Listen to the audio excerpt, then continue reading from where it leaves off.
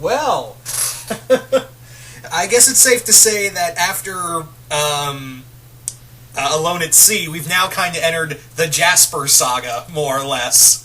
And it looks like we'll be dealing with Jasper a lot for the next few episodes. So, this episode is, of course, this is the episode Gem Hunt. And in here, we have Steven, Connie, and Pearl hunting down a corrupted gem. So, also in this episode, we get Jasper, who looks like she is up to nothing good. But yeah, now it's kind of funny because I don't know if this was intentional, but this episode actually reminded me very heavily of a miniseries centered around Sabretooth. It was called Sabretooth Open Season. In that comic, Sabretooth has more or less...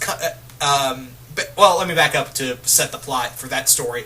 In that story, it revolves around an oil tanker ship coming upon a village, and finds and one of the members of the crew find two kids there, and they think that Sabretooth has killed everyone in the village.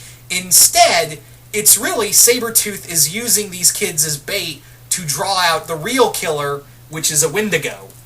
And that's very much like what this story is. This episode reminded me a lot of that comic of Sabretooth Open Season. You got basically Jasper hunting something more dangerous than her, and yeah, conquering it. But yeah, this was a lot of fun. This episode was really good. This was a great way to start off the week of a nice action-packed episode.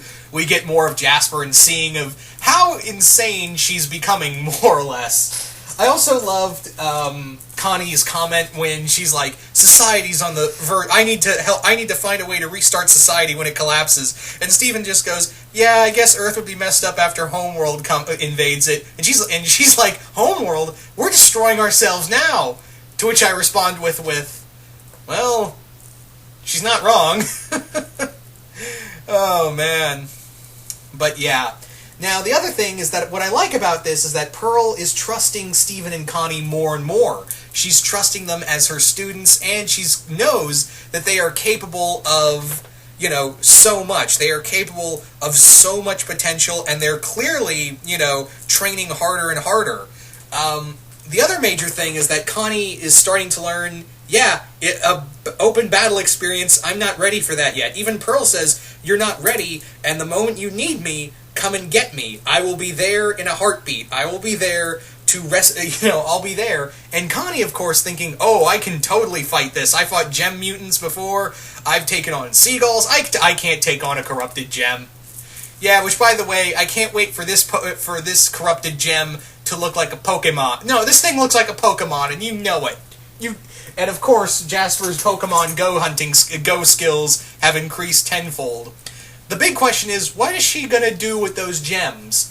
Now, I have seen clips of, leaked images of Crack the Whip, which will be tomorrow's episode, and it looks like, Amethyst and Jasper are gonna go head to head, which I'm really interested to see that matchup. But in one of the images, you see one of the corrupted gems.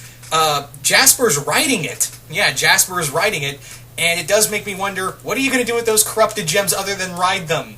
Which makes me wonder, and this is the working theory for a lot of people as well, that this is more or less the working theory right now for everyone else, is that Jasper is going to fuse with one of these gems. She's going to try to fuse with one of the corrupted gems and try to make herself more powerful. However, that's not going to go well, and it's going to turn into a scene in Akira where, remember when Tetsuo went really out of bounds with his powers and it just went completely nuts?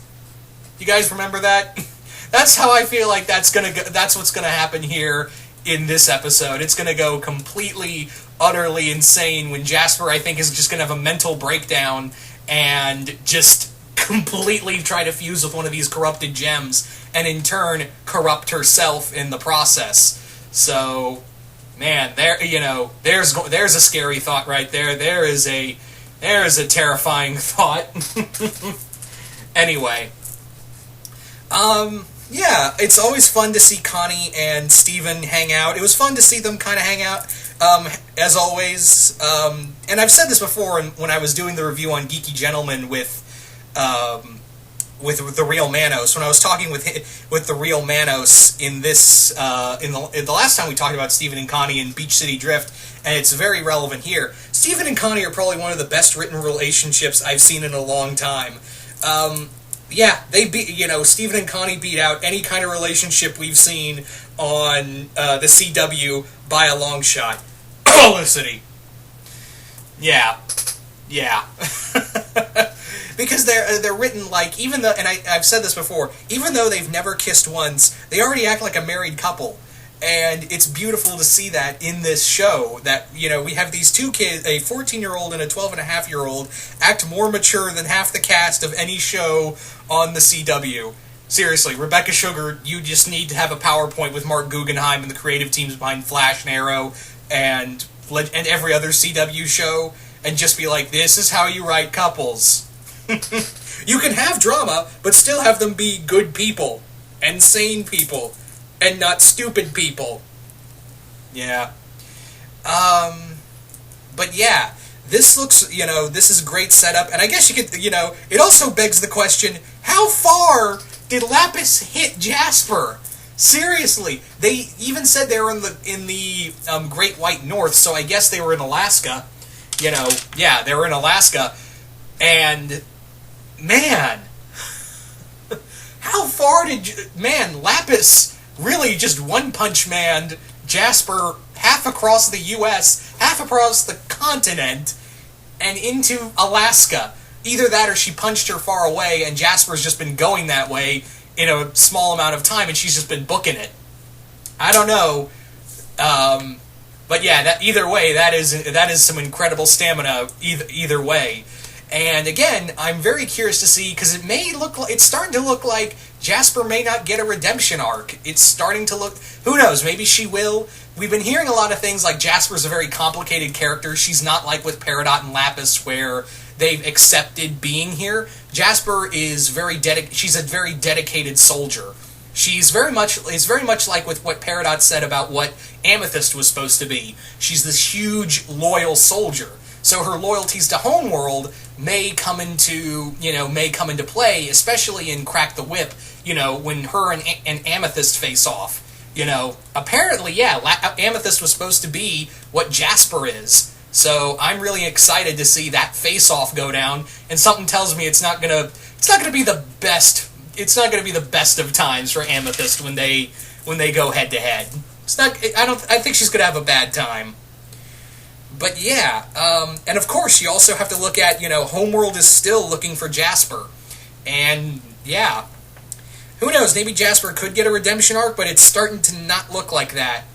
But who knows? This show, you never know.